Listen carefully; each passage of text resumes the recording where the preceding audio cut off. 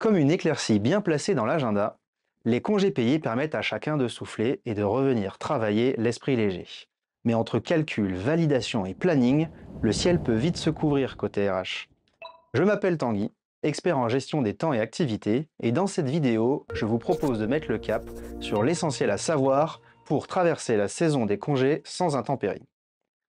Tout d'abord, faisons un petit tour d'horizon des bases à connaître. Les congés payés sont des jours de repos rémunérés et encadrés par des règles précises.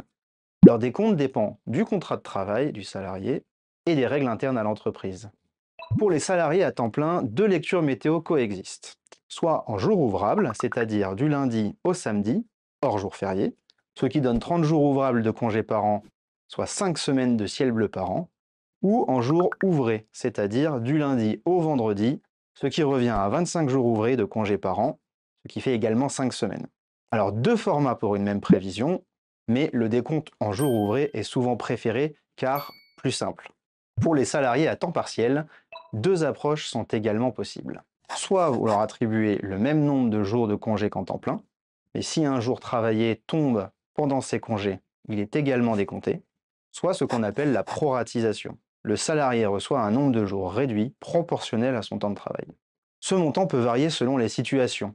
Il peut augmenter, c'est le cas avec les jours d'ancienneté ou les jours supplémentaires pour enfants à charge par exemple, ou alors il peut diminuer en cas d'absence non rémunérée, comme lors d'un congé sans solde ou d'un congé sabbatique par exemple. Passons à l'étape suivante, comment les indemniser? Alors, deux méthodes existent pour calculer l'indemnité de congé payé. En tant que RH, vous devez toujours appliquer la méthode la plus avantageuse. La méthode numéro 1, le maintien de salaire, c'est le mode de calcul le plus courant. Le salarié conserve sa rémunération habituelle comme s'il travaillait. Ou la méthode numéro 2, la règle du dixième. Le salarié perçoit 10% de sa rémunération brute gagnée pendant l'année où il a acquis ses congés.